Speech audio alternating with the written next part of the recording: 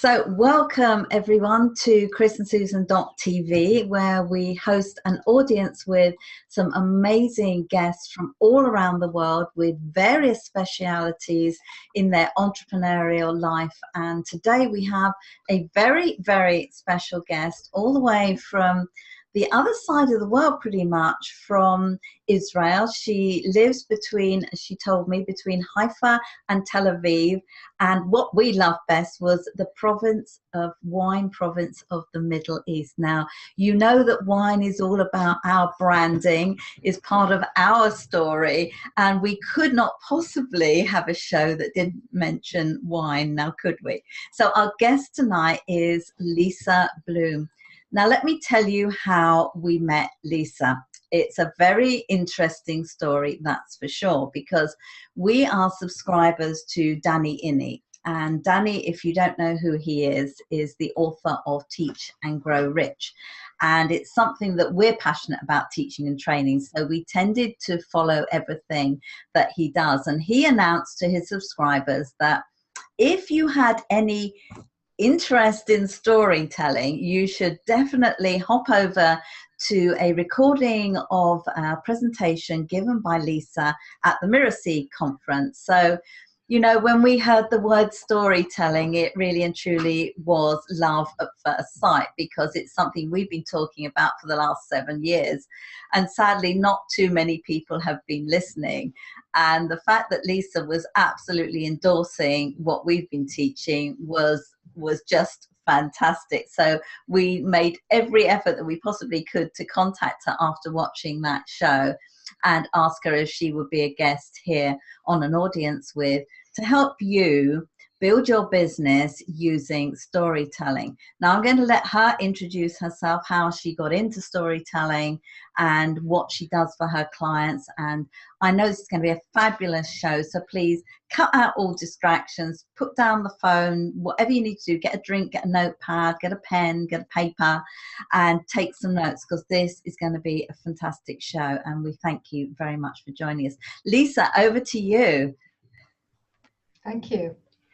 So where do I start? My goodness. Well, you know, I used to work in corporations, I think like you both, and I worked in learning and development. And what I found was, you know, I always loved the training. I always loved getting in front of people. I know that's something you guys love as well, standing in front of audiences. And what I found was, when you work for a company, very often you have to train stuff that you may not be that interested in. You know, it's just part of whatever is on their curriculum. And I found myself teaching stuff that I wasn't enormously interested in or thrilled about, but I found myself telling stories. I think initially just to kind of keep me interested and keep me kind of engaged. And I would pretty much make it up as I went along.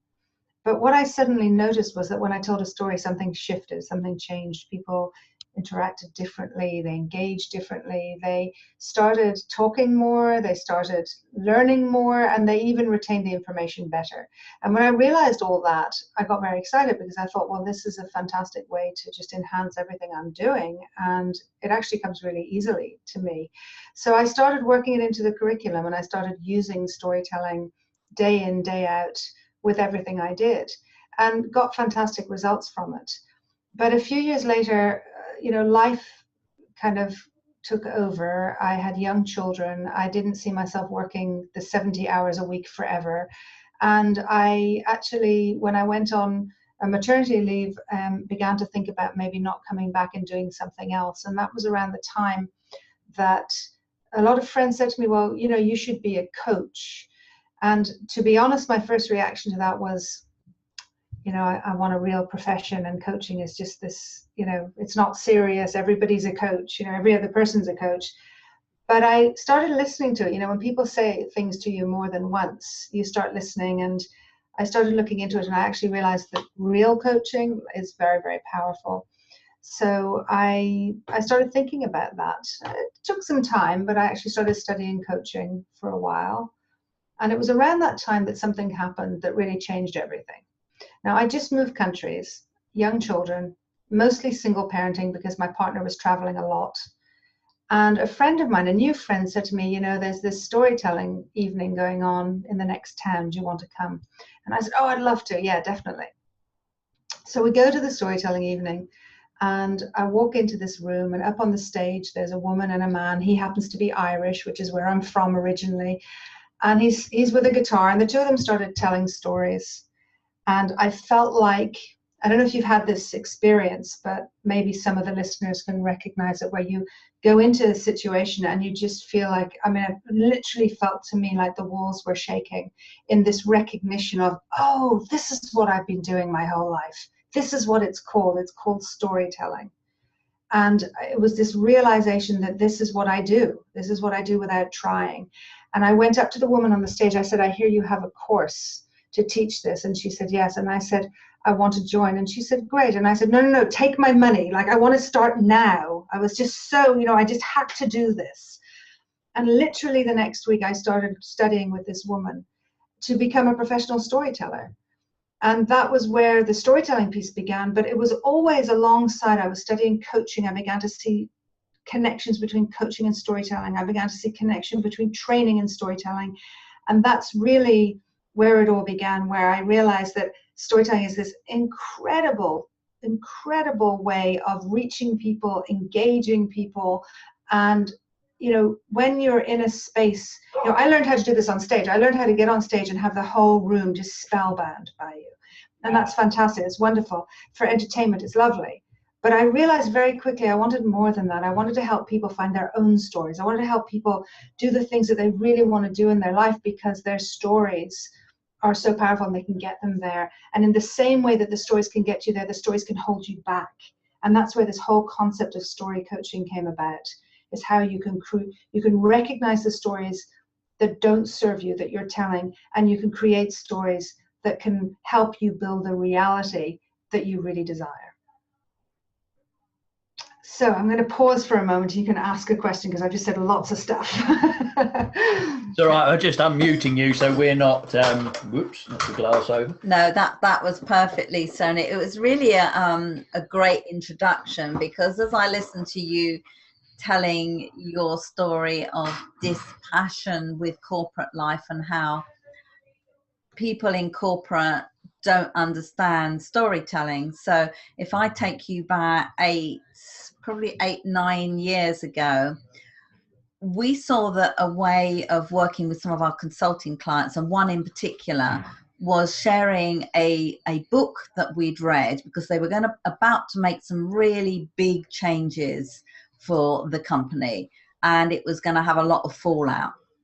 So we'd been reading Who Moved My Cheese, and we thought, you know what, if we put this into a slide presentation and we showed them this little movie of Who Moved My Cheese, and showing that actually it's not all as bad as you think, and there's some really good things come out of it, that they'll get it. Yeah. And we were so excited. We put this presentation together and we played the video, and there was silence in the room. And it was like they looked at us as if we were completely and utterly mad. And we thought, oops, we've done something wrong here. But actually we hadn't. They just didn't get it. And it was one of those significant moments where we realized that we were moving on in our consultancy world and our clients weren't. And what could we do about it? And that was the point where we started to look at the internet and bring the internet into their marketing, and how they could start to move out of traditional business growth. And that for us was where storytelling really began. Well, it's quite funny because, you know, it's the veterinary profession, and, you know, everybody, mouse and cheese. everybody loves animals, and in particular, everybody loves animal stories, particularly if, you know, an animal's come in and it's not been well, and then it's great story. It's fixed, and, you know, it goes back to its owner, you know, and we built a website, or Susan had a website built, and we got to a point where we started talking to clients and saying, can you tell us the story about your pet?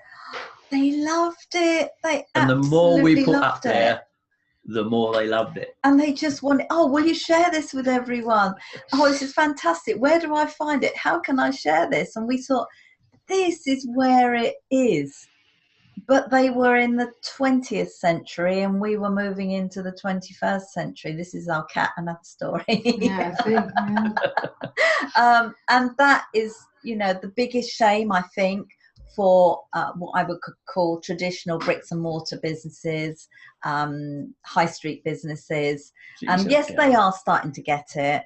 And I really hope that you'll be able to help some of them if we can get your story out of what it is that you do that will help them, because really and truly brands who are using stories, as we're starting to see now, are really benefiting from that. So tell us a little bit more about what you would go through with a client with storytelling, if you will.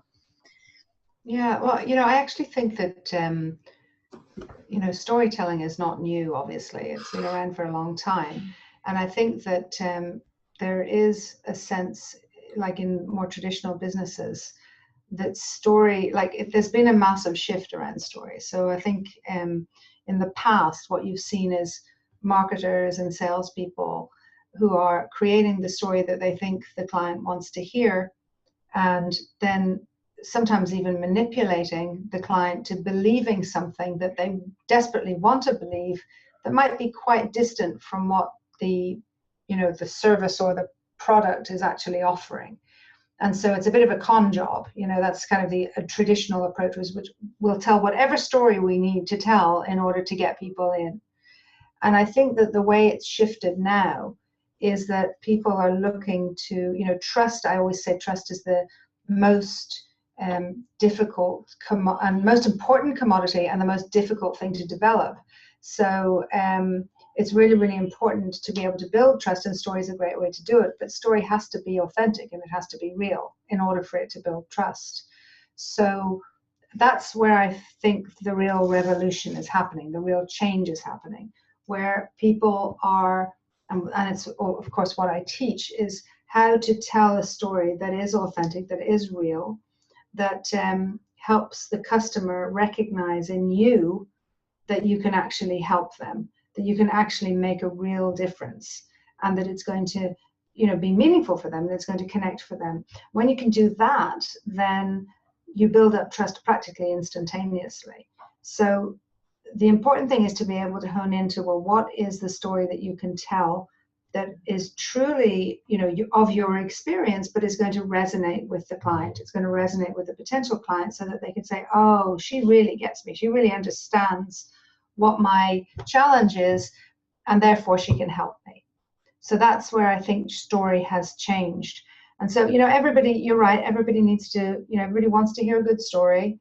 And then there's the question, well, what is a good story? And I think one of the things that makes a story good is that it's relevant to the audience, that it actually, you know, at the end of the day, the place where people tell stories and it goes on too long or it turns boring is where the story is two things. Firstly, it's irrelevant to the person listening to it. It just is not relevant to them.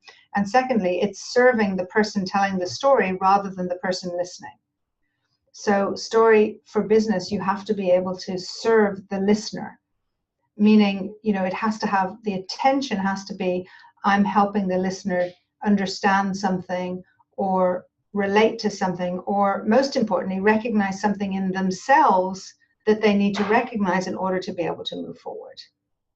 So there's some of the things that are kind of like the really important guidelines around how you approach story in the business. So it's something not for manipulative uses, not to try and imagine somehow some scenario that's going to be, you know, going to somehow convert the client, the potential client, into believing something, but more that it's your real authentic experience that you're willing to open up and share in order to give the client what they need.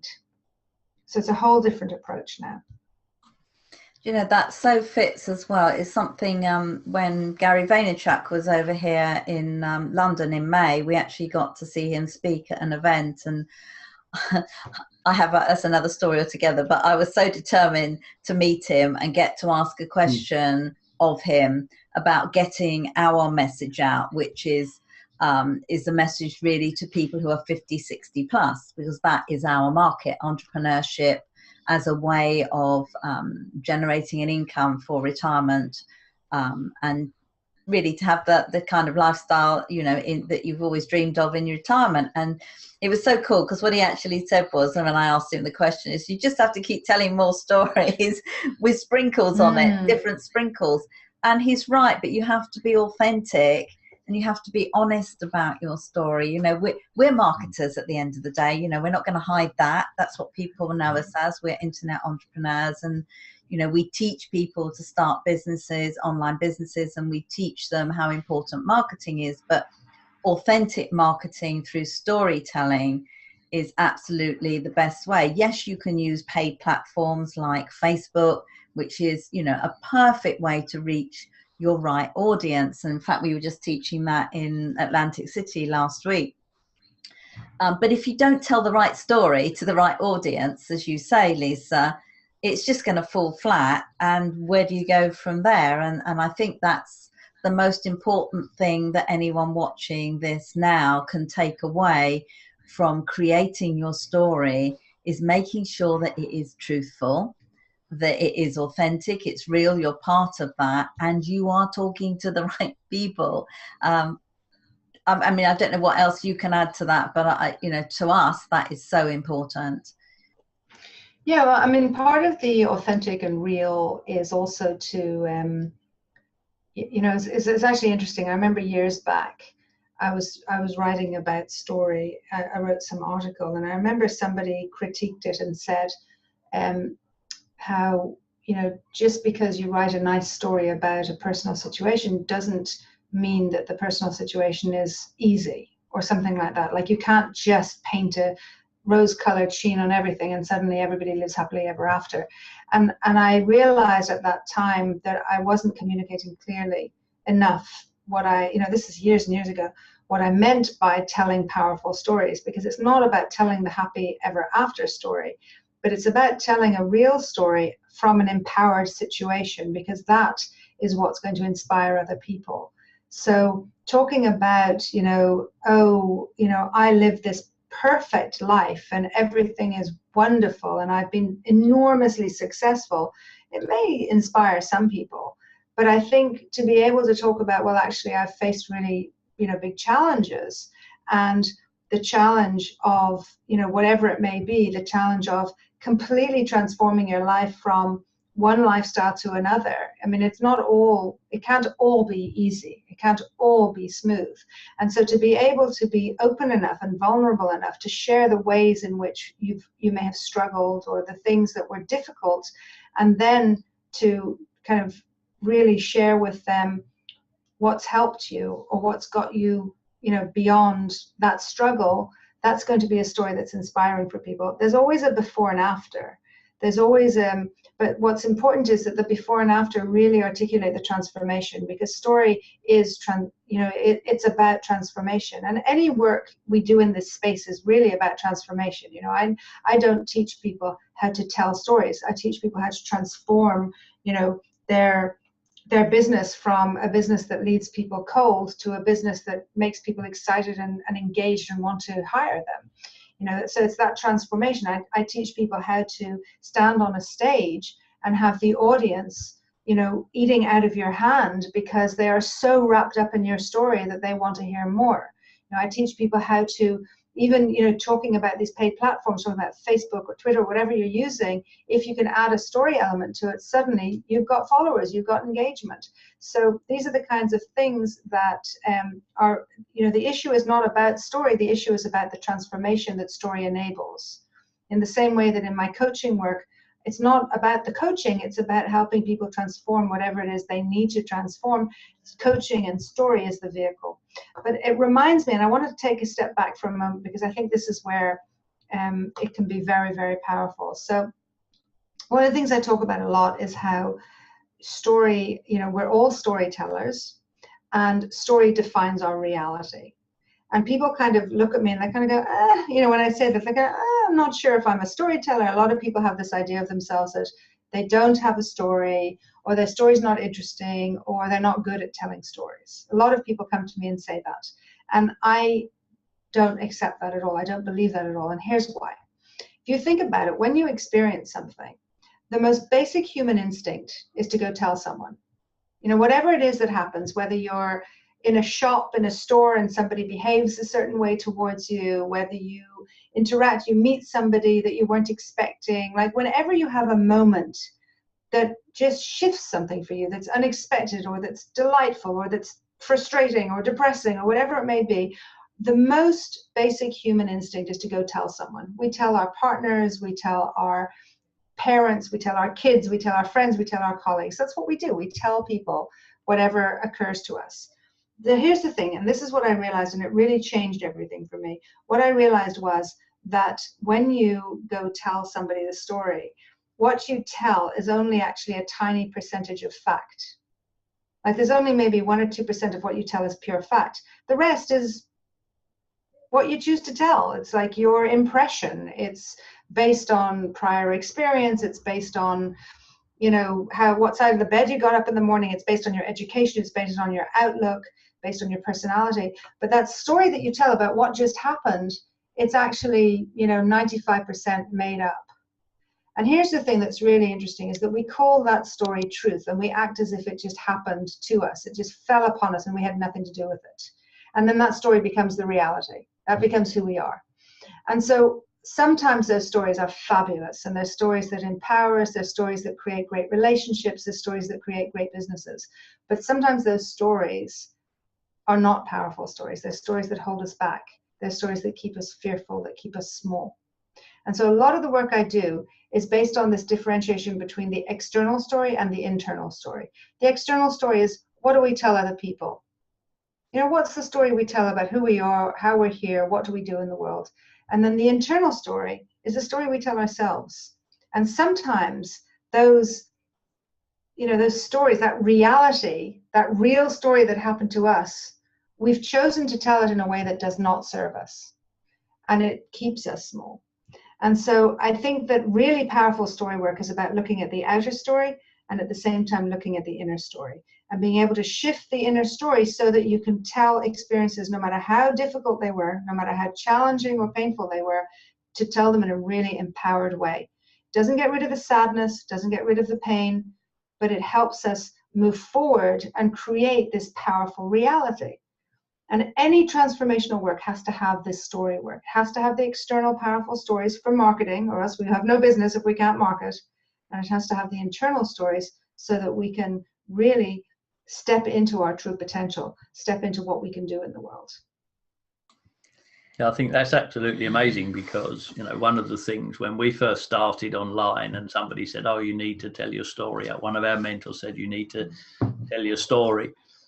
We only ever wanted to tell the good bits. Yeah.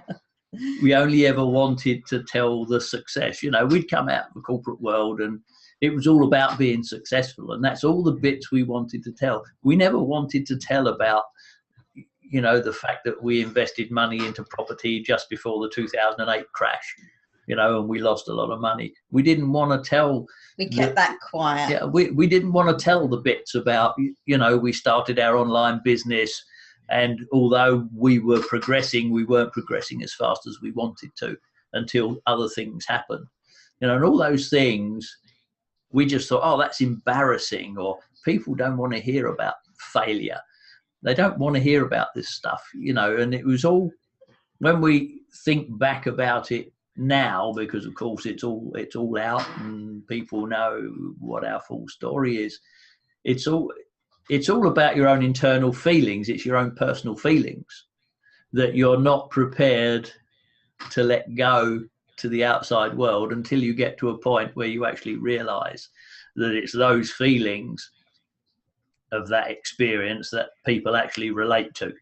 It's not the hard cold facts. It's actually the feelings or your emotions. It's the transformation that's occurred because of what you've done. And you said that so beautifully, Lisa. I hope that everyone watching this got that. Storytelling equals transformation. I think I put that on Facebook this morning. I found a little picture of a kiddie talking to a teddy bear, because it's, to us, it's true. It's you being able to take someone on a journey to show how you can take them through the same journey, and in our instance through the businesses that we work with and the platforms that we work with to help people secure a business online. But if you don't ever really, as Chris says, get down to the hardships that you went through to get to where you are now, they won't realize the reality of it and what's possible for themselves. And I hope that when they see our story, and particularly when we tell it on stage, that they can go, that's me, that's what's happened to me, now I see what I can do. And I think that for us is the most amazing thing that's come out of this few years, really, being honest about what happened in our life. And that's what's transformed our business, certainly. And I think it's transformed our lives as well. Otherwise we wouldn't be speaking all around the world and having wonderful guests like yourself on our show, because it matters. So what's the... It does matter.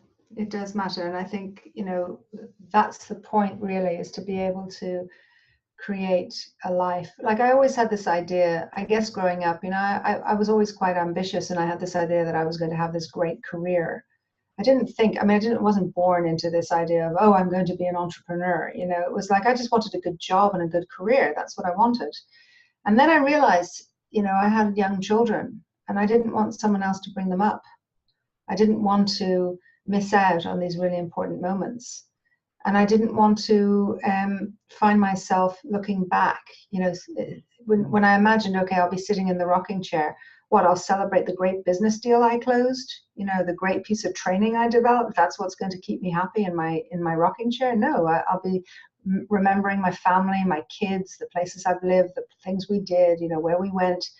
And then years later, I thought about how, you know, what I did think about as a teenager was that I would love to travel. And I remember thinking I'd love a job that sent me all around the world. And then I kind of forgot about that. And I went into learning and development. Excuse me, I went into companies, did my master's degree, did all this stuff. And the impetus for leaving was actually to do with my kids and to do with creating a lifestyle that would support my work rather than, work that would support my lifestyle rather than having to create a lifestyle that would support my career. And that's where the big shift happened.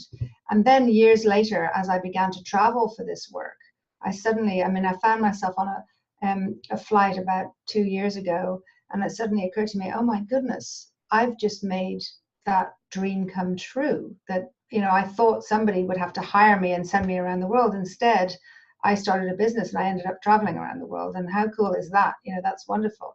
But if you'll allow me, I'd love to tell you a story about that moment that I realized something had to change in my corporate career. Is that okay?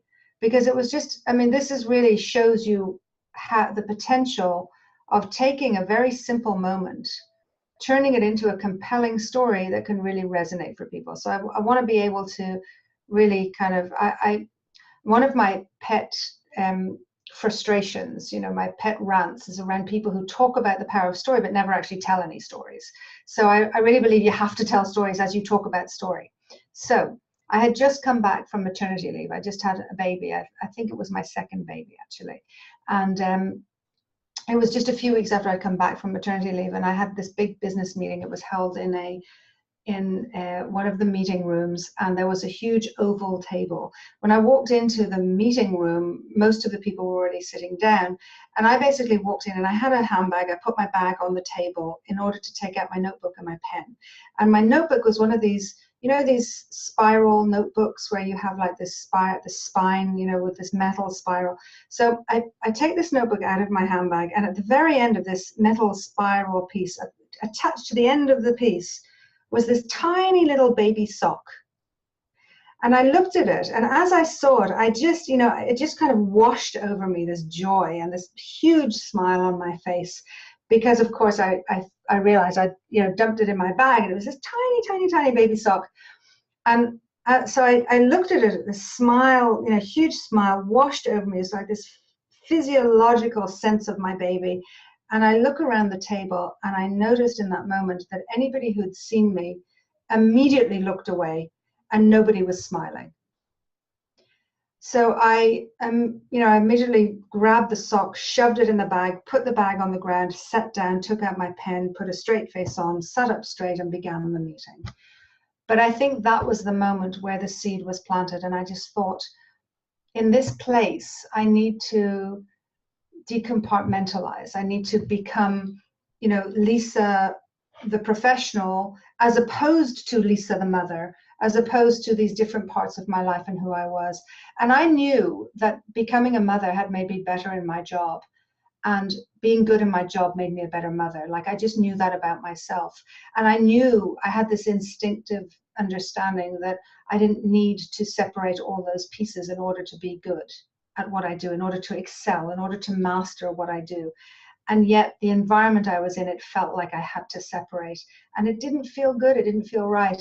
And I think that was the moment that the seed was planted, that I need to do something that the whole me can be there, that I can just show up, I can talk about my family, I can somehow integrate who I am as a person and really bring this work into the world. And it took a while until I got there, but I definitely think that was the moment that the seed was planted. Yeah. Wow, I just felt myself sitting beside you around the table as you pulled that ring binder out and saw the little sock. I just felt myself there. You could just get that picture in your head. And I hope that as you're watching this, you guys were spellbound as well, because that's how it should be. That's how it should be. It was that. What's interesting is that we all have these very powerful moments, and without taking some time to just reflect on the moments, and then it's not just identify. I mean, the first step is always to identify a moment that's pivotal. I call them pivotal moments. The moment where something shifts, where you feel something, where you're not in shock of like, whoa, what do I do now? So just the show must go on. What can I say? Listen, there's some questions here. Should I go ahead and answer them? Yes, please. That would be wonderful. And thank you for interacting. Okay, so Nomi says, I love stories. I wonder sometimes if they're too long. Do you have any tips for keeping them at a relevant length so as not to lose interest, Nomi? Yes, Nomi, I have a friend who told me something once that really reminded me of this. She said to me, Lisa, the most important thing for a storyteller to know is when the story is over and when to get off the stage. So I think you're right. It's really important to keep the story, as compact as possible. And stories that are too long generally are too long for two reasons. One, because they're not relevant to the audience. So you've chosen the wrong story for the wrong audience. It's not relevant and it stands too long because it just doesn't connect with them. Or two, because the storyteller is serving themselves instead of the audience. They're telling the story because they feel the need to tell the story and to tell all the gory details. A story that's well crafted and that's relevant and that truly serves the audience will never be too long, even if it lasts for 25 minutes. Because if it's well crafted and it's serving the audience and it's truly relevant, the audience will want to hear it. But if you can do that same story in 25 minutes in 10, better. Keep it short. People have a low attention span at the moment. I work very occasionally with children on a pro bono basis because I really, really focus on working with adults in a business situation. But I remember working with going on pro bono with a school, and I did lots and lots of classes, and there were kids. It was like my nightmare for the day. And on the last day, the last class, the kids were totally wild. Like, they were out of control kids, 16-year-old boys, out of control. And I remember afterwards the teachers saying, so how'd you get on? And I was like, fine, great. And they're like, and how was that last group? And I was like, what is it about this last group? They said, oh, well, most of them have ADHD and most of them are on medication, but today's a fun day, so none of them took their medication. So how'd you get on? And I was like, oh, interesting. But the reality was they were crazy, these kids. Like, they were wild and they were hard to, gather in. But the minute I started telling stories, they quietened down and they got focused. And so I say, we're living in an ADHD world. We're living in a world where we're all, who's my competition? Who's your competition? It's not the people who do the same as you in the market. Your competition is social media and our mobile phones and Facebook and all the other things that distract us. We are, our biggest competition is distraction. So you have to be really powerful in the way you communicate. You have to tell stories that are really powerful and as short as possible, because people don't have patience for too much. But again, if it's relevant, if it's crafted well, and if it is, that authentic you know, sometimes vulnerable but real offering, people will engage, and even if they're ADHD crazy, they'll still get on board. So yeah. So Brian asked, how deep do you go in the story? Does it depend on how much I want to tell? Yeah, I always say, Brian, don't tell what you're not ready to tell, what you're not prepared to tell. You know, don't, there's nothing worse than people telling too much because they feel too like I believe in vulnerability, but not to the point that, you know, nobody needs to hang their dirty washing out for everybody else to see. You've got to make sure that you're ready to tell something, and that, again, you're telling it because you believe honestly, openly, you're convinced that it will serve the person listening to the story, not because you feel a need to tell it. If you feel a need to tell it, then go tell your therapist, your partner, your best friend. Don't try and tell a potential client. Okay. Let's see, what else have we got here? Very new to internet marketing and just did my first sales copy through Facebook ads. Not my name yet. Yeah, we can pick that one up. Okay, go ahead. We can pick that one up, Lisa. Kim, I mean, the thing is about this is that you don't need to have made any money to be convincing people. You don't need to convince people to buy things. The thing is you tell your genuine story about, not about what you've done so far in terms of money, because we don't talk about money when we're marketing online. All we talk about is telling our story, how we got started, why we got started, and that's really important. The big change, the thing that happened that made us go from becoming accountants and management consultants to deciding to build a business online. And at that point, it was nothing to do with money. It was all about time freedom. It was all about having a different lifestyle. And so that's what the sort of stories that you tell, and that you're on the path to changing your life to what you want it to be. We haven't got to where we want to be yet. We're having a great life, but it's not ideally what we want yet. And it isn't about money either. And it's nothing to do with money. It's about causes that we want to support, places that we want to go, and where we can make a difference. But I'm sure Lisa will agree with me, when you're building a business, it's really important that you take care of yourself first, and you take care of your family and your financial needs before you're able to help somebody else. You know, you think of when you board an aeroplane, and boy, we boarded a lot of aeroplanes the last few weeks, but they get you sat down and then you go through the safety regime, and they tell you quite clearly, if the oxygen drops in the plane, you will get these things drop down from the ceiling. Take care of yourself first before you take care of anybody else. And people laugh when we share that part of the storytelling, but it is important, and you can very authentically and honestly tell your story in a Facebook story post, in your advertising. And like Chris says, you don't have to talk about money. You talk about the possibility of transformation based on where you are now and where you are going to. So I hope that explains it well enough for you. So one thing. Yeah, I think sorry. No, I was just going to say, I agree that it's not always about, oh, I've made, you know, millions and therefore I can show you how to do it. It's not always about that. And we're all on the path. We're just on it at a different stage, you know. And that's the thing that I think that's the thing that's actually most challenging about entrepreneurship, is that there is this path, and it's not all linear, you know. It's not direct. You've got ups and downs. You've got amazing highs, amazing lows, and it's looking at the big picture and seeing, you know, are you going towards your vision, and are you growing, and what's working, and sharing both the challenges and what's working, and helping people see that it's possible for them too. Yeah. Sorry, Chris, I think I cut into a question. No, that's right. No, see, it was fine. It was fine. I actually got a question for you. So, you know, I mean, if we told our whole story, and I'm sure it's true for you, you'd be here for about 3 days, sort of, you know, just constantly talking. So how important is it to actually pull out the bits of your story that are relevant to maybe the time you're speaking or the people you're speaking to? Yeah, I think it's very important. And I think I actually go against a lot of the general advice that people give about story. You know, you hear online, particularly a lot of people talking about, you know, you have to find your story. Sorry, I just want to turn off that noise there. Like you have to find your story, you have to tell your story, as if we all have one story.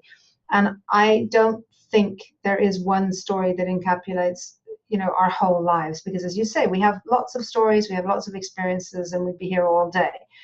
But we do have what I believe is like a core story, and that's how we show up in the world, what we stand for, what is, you know, the real center of who we are in what we do. And that's something that, you know, I take people through a core story discovery, and I can help people find their core story.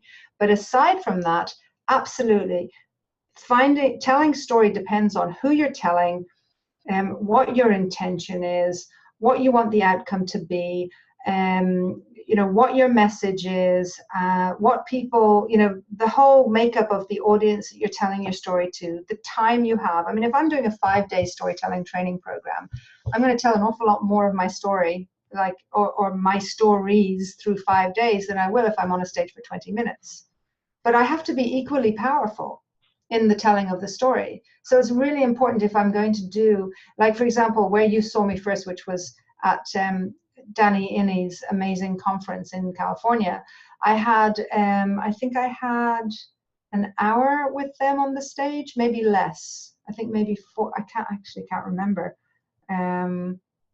Maybe I had a little, I can't exactly remember how much time I had, I'm sorry. But like, sometimes I'll have 3 hours on a stage, sometimes I'll have 40 minutes on a stage, sometimes they'll tell me I have 3 hours and I end up with 40 minutes on the stage, like, you know, because things shift and change in conferences. So you have to be able to understand exactly what impact you're trying to make, what the messages you're trying to give, but most importantly, who the audience is and what's going to resonate with them. And then choose from, hopefully, you know, a real,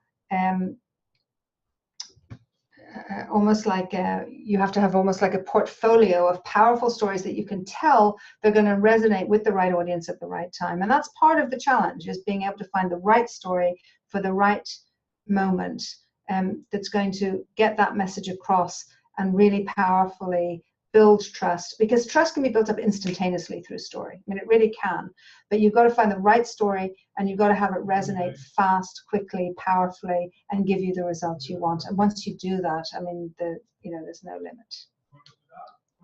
So do you use stories of your own and third parties as well in your storytelling? Is there a difference? Well, I use fairy tales and folk tales, and because I come from a background of professional storytelling and I love stories, I know that I can tell a fairy tale and suddenly have everybody in the palm of my hand, and then give them a very powerful message, because I've suddenly thrown out the structures that they're used to, and they're in a whole new space.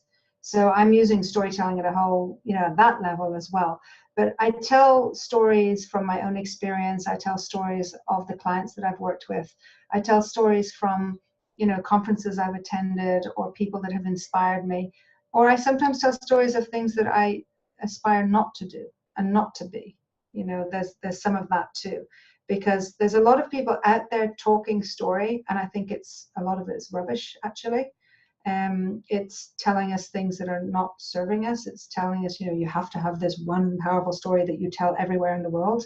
And I think that's wrong. I think there's no such thing as one story. I think there's a real danger in only ever telling one story. And we're all rich, you know, rich individuals who've had interesting lives. And if you think you don't have an interesting story, I challenge you to tell me, to prove to me that you don't have an interesting story, because I'm convinced I'll be able to find an interesting story in you, whoever you are. If you think you don't have an interesting story, everybody has an interesting story. If you think you don't have an interesting story, it's because you're stuck in it and you're not telling it powerfully enough. We all have interesting stories, and when you can tell an interesting, relevant story, people want to hear it, and it inspires people, and it opens up possibility for people, and it just makes it can change the world. It can change you, your life, and it can change the world. So, you know, that's my challenge to people, is go out there and tell the stories that are going to make a difference in your life and in the lives of others. At the end of the day, storytelling is like gift giving. You know, when you tell a good story, you're giving a person a gift of attention and the awareness of their own state and their own story. That's an incredible gift. That's lovely. I've just written down that gift giving, because I think that is a wonderful summation of what we can do when we tell stories in the right way. And I just want to bring something in here to some of our entrepreneur friends here, because we've been teaching this on stage the last few weeks as we've been traveling around the world. We're due to go to Sydney, Australia on Monday, and we're going to be teaching this the following weekend. But one of the things that we do as entrepreneurs when we're building our business is we build an email list, we get subscribers or leads, whatever you want to call them, and we communicate with them, because we don't know where they are in their life, in their buying cycle, when they first sign up for wanting to know more about what we do, our newsletters and all that kind of thing. And the trouble is that we see so often is people are just trying to sell in those emails all the time. And in the affiliate marketing world, you know, there are different types of affiliate marketing where, yeah, you might just be selling all the time, you make tons of money and you don't really care about people, versus the kind of business that we build where we do really care about people and we want to give them hope, take them through on a journey of their own from where they are now to where they want to be. And we shared an email that we wrote when just about a couple of months ago now it was, we love our cats. We lost all of our cats over the last few years. They got quite old and they just went to pussy heaven up over the Rainbow Bridge, or whatever you want to call it. And we felt really bereft that we didn't have a cat in the house. So we decided we would become foster carers for the Cats Protection League here in the UK. And we didn't really know how it would work out, but our first little foster cat was a little ginger Tom, about 2 years old. Very scared when we got him. He'd been found in a basket on a pavement in southeast London, and he came to us. So we told Bob's story in an email, because Bob was just like the street cat, which is how we gave him the name from the movie and the film A Street Cat Named Bob. And that is a story of hope. It's the story of the hope that it gave the owner, the guy who wrote the book, who was a drug addict, how it Bob helped him turn his life around, and he helped Bob turn his life around. And we told that in an email, and then we made the comparison to people changing their lives and how everybody does have another chance. There is hope. And I mean, the room fell pretty hushed when we taught that, because they thought, how could they tell something like that and take it on a journey like that and then be marketing their business? Well, you can. And I think stories in communication are really, really important. Do you do that? Do you teach that to your clients? Or? Yeah, absolutely. I mean, in every part of your business, you're going to make it more powerful, more connecting, more trust building if you're telling a story.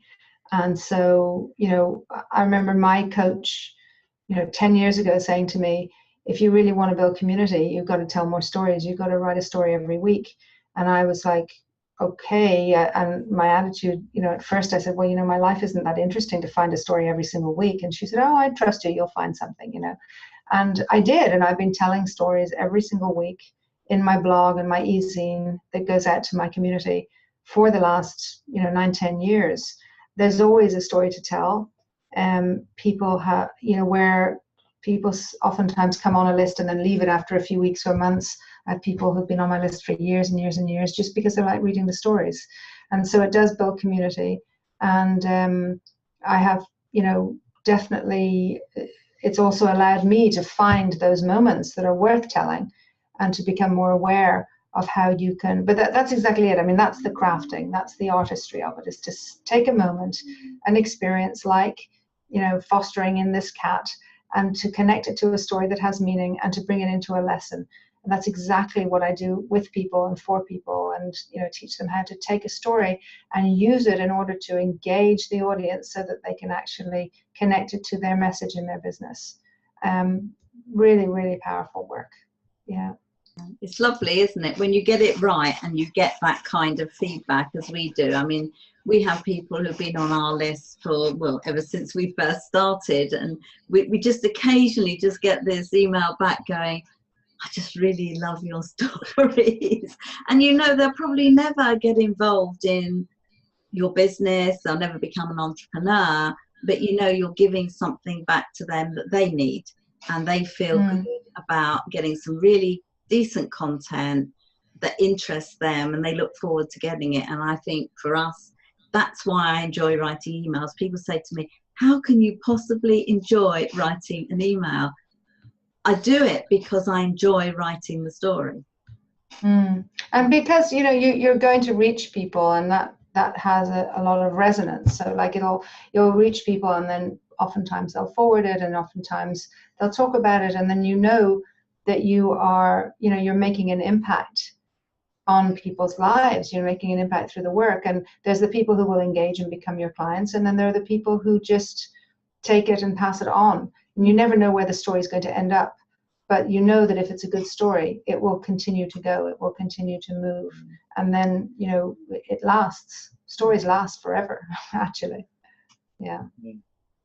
And I think, you know, Facebook in particular and social media is all about stories. That's why we come on there. We sit there and we read people's stories. We look at their cat videos and all that kind of stuff. And, you know, as a marketer, you have to be part of that. You have to be part of the storytelling experience, so that you are not annoying people. Yes, we know we're marketers. We know we're getting our message out there. We know we want people to buy our products and services, our coaching and our everything else it is that we do.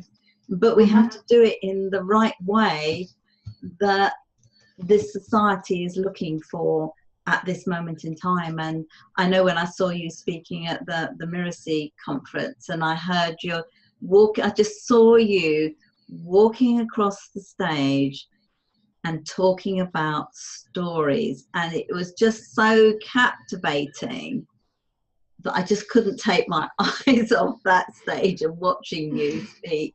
My wish is that I will be as good as that one day in getting that message across, because it really was fantastic. And it was only a 3 or 4 minute video, but we only saw part of it, and it was amazing. Yeah. So thank you really, so much. Really and truly thank you so much for joining us tonight.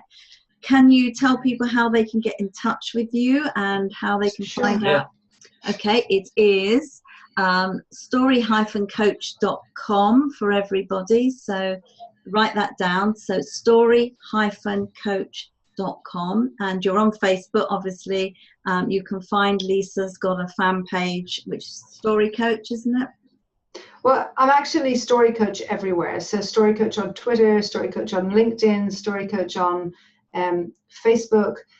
My site, story-coach.com.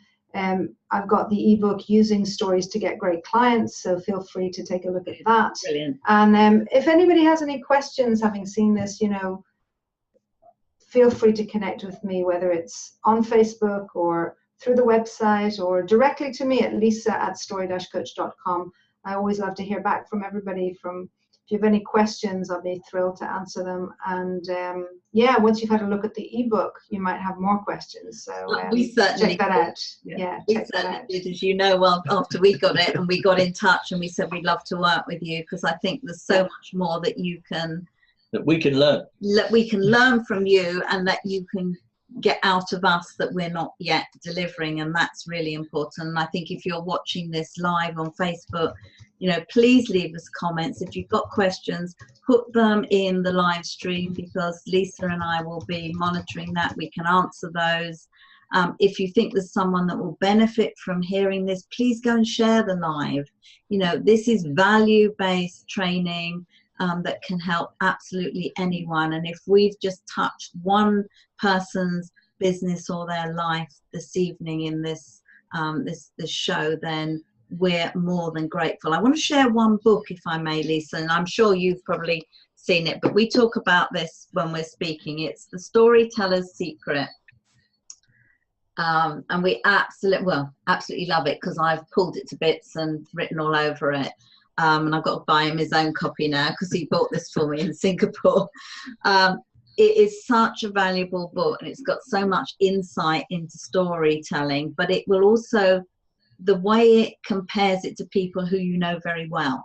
like really successful entrepreneurs, you know, now, like Richard Branson, Steve Jobs, and people like that, and how they came to build their businesses through what we've been talking about tonight. And I think if you get that, you go and connect with Lisa, you stay in touch with us, you make sure that you leave lots and lots of comments and share stuff. Share the value if you've taken some value yourself out of this tonight. And we thank you all for joining us. This is our series, our season of storytelling shows. Our next guest, I'll let everybody know the date for that, is John David Mann, who is the co-author of The Go-Giver with Bob Berg. We've been trying to get him on the show for nearly 18 months now. Bob has very kindly joined us on 2 occasions, and finally we've managed to get his co-author, and he's going to be talking about how he incorporates parables into education, so teaching a lesson of some kind, and through the books. And we've read most of the Go-Giver series. They're wonderful. I know you're really going to enjoy his show, and we'll let you know when that is as well, Lisa, because I'm sure you would enjoy it as well. So thank you again for joining us. I think it's time for you to have a glass of wine, time for us to have a glass of wine, and hope that we have some of this recording, if not all of it. And thank you for being patient and sticking with us. So those of you who are on Facebook Live, and we may have had a break halfway through this, I'm not sure. But we'll get the video put together and we'll upload the video in there so you can watch the whole thing. If we can. Yeah, we'll be all right. We should be okay. And thank you, Lisa, for stepping in and taking care of anyone. And we definitely were not on a wine break. Thank you. Thanks for having me. All right. Thank you. Good night. Take care. Bye-bye.